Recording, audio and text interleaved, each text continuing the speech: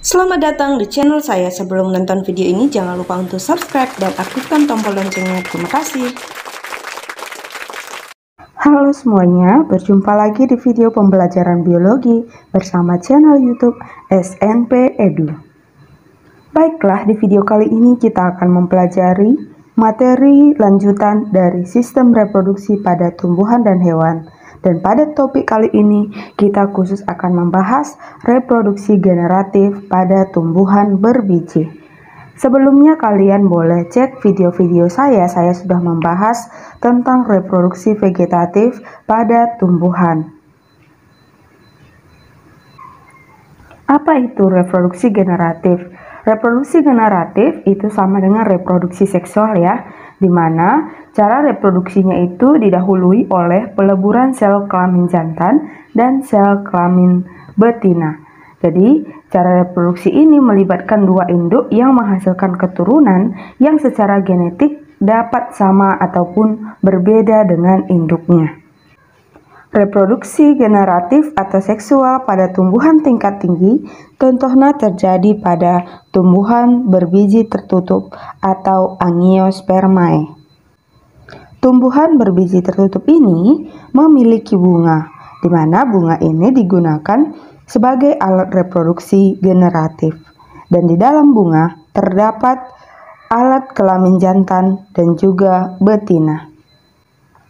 Sekarang kita akan bahas masing-masing dari setiap alat kelamin jantan dan alat kelamin betina ya.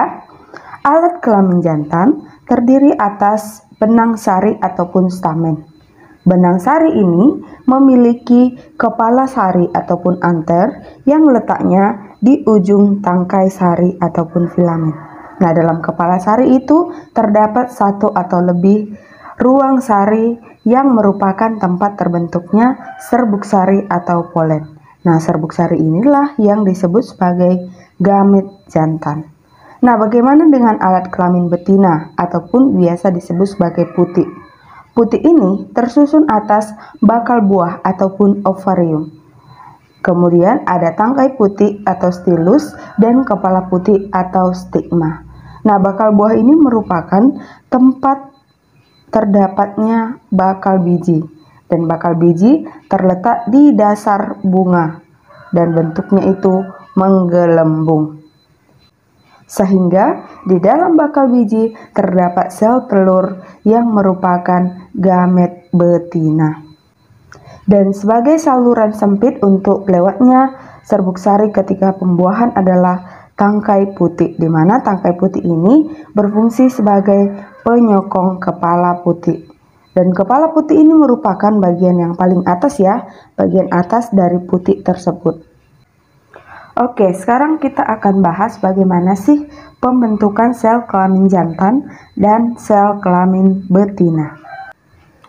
Di dalam ruang sari itu terdapat sel induk ya, sel induk mikrospora diploid. Nah, sel induk mikrospora ini akan membelah secara mitosis dan meiosis dan menghasilkan 4 sel mikrospora haploid. Oke, nah setiap sel mikrospora haploid ini akan membelah secara mitosis dan menghasilkan 2 inti, yaitu inti generatif dan inti vegetatif. Jadi ada pembelahannya 2 kali ya. Yang pertama tadi secara meiosis dan yang kedua membelah secara mitosis. Nah, nanti ketika bunga sudah dewasa, maka ruang sarinya akan pecah dan serbuk sari akan keluar dan jatuh di atas kepala putik. Seperti itulah pembentukan sel kelamin jantan pada tumbuhan. Nah, bagaimana jika pembentukan sel kelamin betina pada tumbuhan? Nah, coba perhatikan di gambar. Di dalam bakal biji itu kan terdapat sel induk megaspora ataupun betina diploid. Sel induk ini akan bermeiosis menghasilkan 4 sel haploid. Nah, dari 4 sel tersebut nanti hanya 1 sel yang hidup menjadi sel megaspora. Kemudian sel megaspora ini akan mengalami 3 kali mitosis menghasilkan 8 inti haploid. Nah, 6 inti ini akan menjadi 6 sel haploid. Selanjutnya, 3 sel dari 6 sel haploid tersebut bergerak ke kutub antipoda dan 3 sel lainnya bergerak ke kutub mikrofil.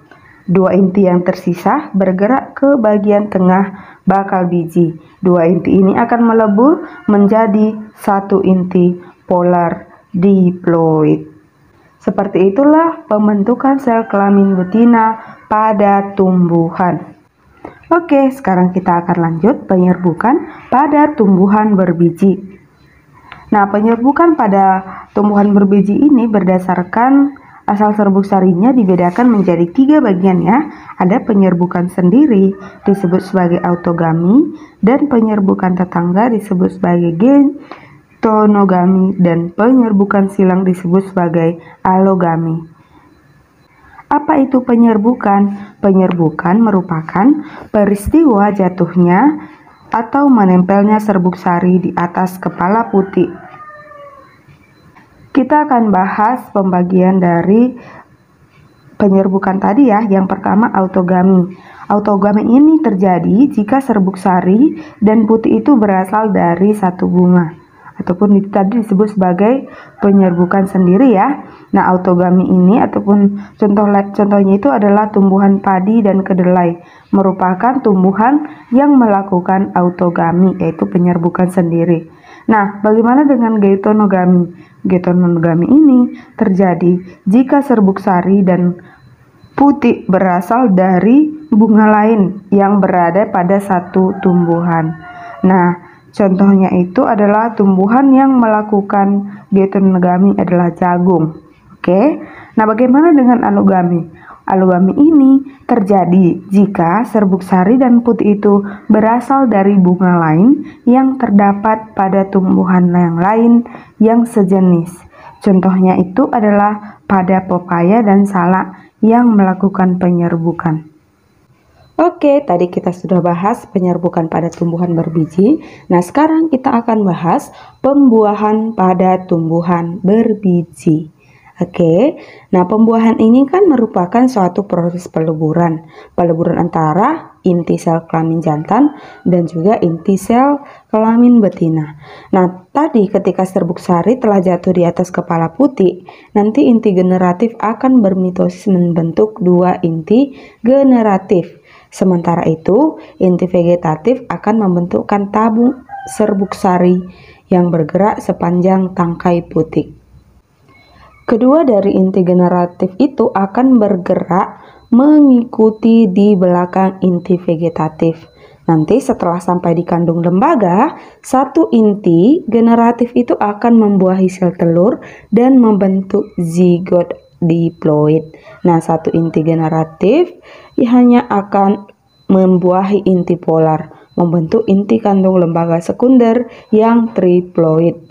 Kemudian, inti kandung lembaga sekunder ini akan berkembang menjadi endosperma yang merupakan cadangan makanan untuk calon tumbuhan baru.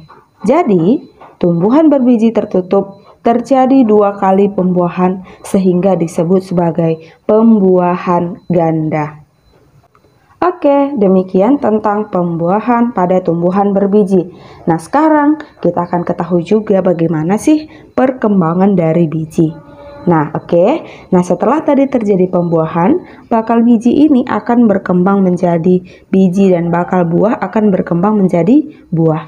Nah, biji itu kan terletak di dalam buah ya, dan biji itu akan berkecambah dan tumbuh nanti menjadi individu baru di lingkungan yang sesuai. Nah, kita akan kenali dulu nih bagaimana struktur dari biji ya.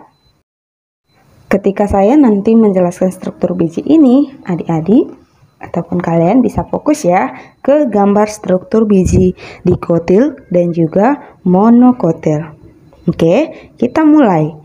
Embrio di dalam biji itu dikelilingi oleh kotiledon dan endosperma yang merupakan persediaan makanan.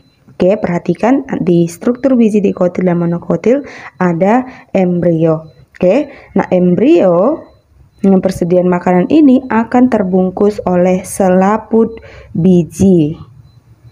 Jika kita membuka biji kacang yang terbungkus oleh ataupun itu ya dikotil, itu terlihat embrio itu melekat pada kotiledon.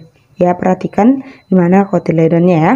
Nah, kemudian di bawah dari titik pelekatan embrio dan kotiledon itu terdapat sumbu embrionik yang disebut sebagai hipokotil. Nah, di dalam hipokotil terdapat radikula yang merupakan bakal akar. Radikula itu bakal akar ya.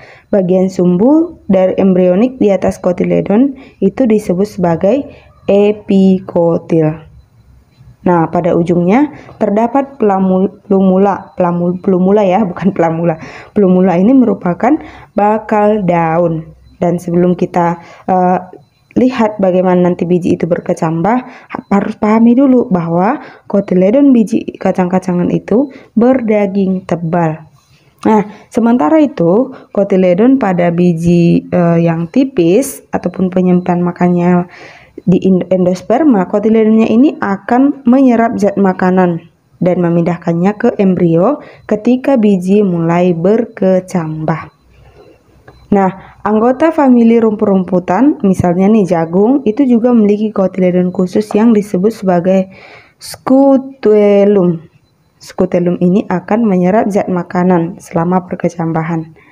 Embrio biji rumput-rumputan ini terbungkus oleh coleorhiza. Oke, perhatikan ya, coleorhiza dan coleoptil. Coleorhiza akan melindungi akar dan coleoptil akan melindungi tunas embrionik. Setelah kita mengetahui bagaimana struktur biji, kita akan bahas tentang perkecambahan ya. Perkecambahan ini bergantung pada proses imbisisi. Apa itu imbibisi? Imbibisi ini merupakan penyerapan air oleh biji sehingga biji mengembang. Oke, memecah kulit biji dan memacu perubahan metabolik pada embrio yang menyebabkan biji tersebut tumbuh. Perkecambahan biji disebabkan oleh pertumbuhan hipokotil yang mendorong kotiledon itu dan epikotil itu ke atas permukaan tanah. Itu disebut dengan tipe perkecambahan epigeal. Sedangkan epikotil pada kacang polong-polongan nih ya, yang tumbuh memanjang dan kemudian menembus permukaan tanah. Hipokotil dan kotiledonnya itu akan tetap berada dalam tanah, disebut sebagai tipe perkecambahan hipogeal. Jadi perhatikan ya perbedaan antara epigeal dan hipogeal. Perbedaannya itu kita bisa mengamati bagaimana hipokotil dan kotiledonnya yang ada yang satu tertanam di dalam tanah dan ada yang kotiledonnya terangkat ke permukaan tanah. Terima kasih sudah menonton video ini. Jika video ini bermanfaat, jangan lupa untuk subscribe. Terima kasih. Sampai jumpa di video selanjutnya.